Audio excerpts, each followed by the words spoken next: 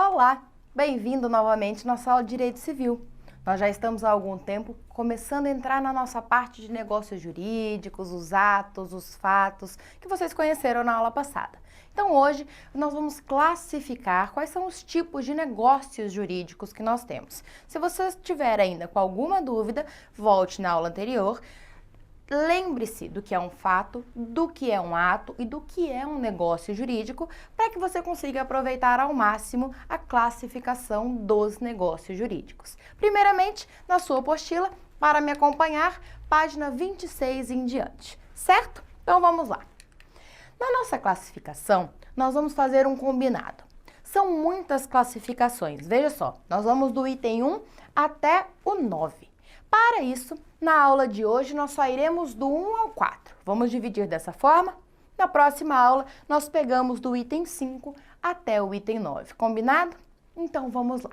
Como que nós classificamos os negócios ou também os nossos atos jurídicos? Primeira forma de classificar é quanto à manifestação de vontade. Então, aquele elemento volitivo, quem manifesta, quantos manifestam, como manifestam, certo? Então, primeiramente, nós temos negócios jurídicos unilaterais, ou seja, só depende da manifestação de vontade de uma pessoa, de uma das partes. Por exemplo, quando eu vou fazer uma doação, quando eu vou fazer uma promessa de recompensa, quando eu vou fazer o perdão de uma dívida, só depende da manifestação de uma parte, tá? Então, o negócio jurídico unilateral depende apenas de uma das partes, uma das pessoas envolvidas, ainda que esse negócio ou esse ato jurídico alcance mais pessoas na sua consequência, certo? Nós podemos dividi-los entre negócios jurídicos unilaterais receptícios ou não receptícios. Os receptícios, eu preciso informar a outra parte de que eu fiz. Só preciso informar, não dependo da concordância dela. E os não receptícios, eu não preciso nem informar, tá? Eu faço e pronto. O mais comum aqui é testamento. O testamento ele fica guardadinho, pode ser um testamento extrajudicial, fica lá nos seus arquivos, pode ser feito em cartório e você não precisa informar. Olha, deixei uma casa para você lá, tá? Fique esperto, não precisa. Se você quiser também, não tem problema, mas ele não depende da informação. Agora, os receptícios dependem. Por exemplo, uma promessa de recompensa. Aí você vai precisar que a outra parte beneficiária, possível beneficiária, esteja ciente, né? Esteja concordante sobre aquele seu ato unilateral.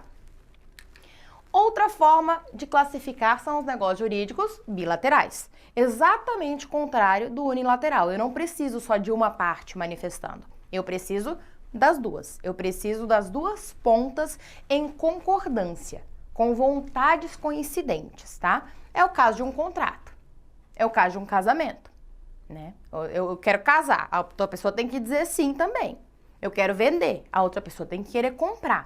Tá? Esses são os negócios bilaterais. E quando a gente tem mais pessoas envolvidas, não somente duas partes, nós chamamos de negócios jurídicos plurilaterais. Tá? Tem várias pessoas, mais de uma pessoa. Por exemplo, quando você faz um contrato de sociedade, tem mais de um sócio, tem mais pessoas envolvidas, mais cotistas. Então, todos esses dentro da classificação quanto às pessoas ali envolvidas e a sua manifestação de vontade, certo? No nosso item 2, nós vamos falar de uma classificação quanto às vantagens patrimoniais que essas pessoas envolvidas, que essas pessoas que estão contratando, podem obter. Então, a gente vai ter um que é gratuito, o outro é oneroso, o outro é misto. Então, vamos um por um? Negócios jurídicos gratuitos são atos de mera liberalidade, a outra parte não me deve nada. Eu estou fazendo porque eu quero, ela não tem nada para me dar em troca. Nenhum favor, nenhum serviço, nem pagamento, nada. Por exemplo, uma doação pura. Estou doando esta caneta para você. Doação é assim, eu te dou a caneta e acabou. Você não tem que fazer nada em troca. Eu não estou dizendo, olha, eu te dou a caneta se você tirar 10 na prova. Porque aí eu estou colocando uma condição. Não, é uma doação pura. Toma, essa caneta agora é sua. tá? Então essa é a doação pura, negócio jurídico gratuito, 100% gratuito. Nós temos negócios jurídicos que são onerosos. Falou em oneroso, tem um preço. Não precisa ser um preço financeiro. Pode ser algo que você precisa fazer, que precisa cumprir, que você precisa atender, né? Existe uma contraprestação. Por exemplo, compra e venda ou uma locação, tá? Então aí já não é mais gratuito, aí já envolve uma contraprestação. Temos ainda na doutrina uma outra forma de classificar, como se fossem subgrupos, subclassificações. A primeira delas fala de negócios jurídicos neutros. Os negócios jurídicos neutros, eles não teriam nenhum tipo de atribuição patrimonial, nem para quem faz, nem para quem recebe. Por exemplo, quando eu instituo um bem de família. Lembra o que é bem de família? Bem de família é aquele que não pode ser penhorado, não pode ser vendido, não pode ser doado. Ele está gravado ali para ficar resguardado e a família tenha onde viver, um teto sob o qual viver, um bem de família. Existir um bem de família, documentar um bem como bem de família, não é algo que eu estou tirando do meu patrimônio, então não é oneroso para quem faz. E ninguém está recebendo vantagem financeira também. Então também não há uma contraprestação. É só um ato jurídico. Eu estabeleço que a partir de agora este imóvel é um bem de família e eu documento isso, tá? Outra forma, negócios jurídicos bifrontes. Nesse caso, eles podem ser as duas coisas, tipo um Transformers. Ele pode se transformar. Então, ele tanto pode ser gratuito como oneroso. Ele fica ali no limbo, por isso bifronte, duas frentes, duas frontes. Pode ser oneroso ou pode ser gratuito. O exemplo que nós temos aqui é o depósito ou um mandato. Pode ser gratuito ou pode ter algum custo, alguma contraprestação. Perfeito? 3. Quanto aos efeitos no aspecto temporal. Aqui é simples, fácil, mamão com açúcar. Veja só, eu tenho negócios jurídicos que acontecem inter vivos, ou seja, vai surtir efeito enquanto as pessoas estão vivas, é pra já. Eu te vendo, você compra, eu passo meu carro pro seu nome, você vai andar com o carro, a partir de agora o carro é seu, eu recebo o dinheiro, vida que segue. E existem negócios jurídicos que são mortis-causa. Por exemplo, um testamento. O testamento ele vai surtir efeito, o patrimônio vai ir para uma pessoa ou para outra, disposições de última vontade, depois que a pessoa morrer. Aquele negócio feito por ela, o testamento, ele só surte efeito depois da morte dela. Né? Diferente da nossa compra e venda que nós acabamos de fazer, que você comprou meu carro.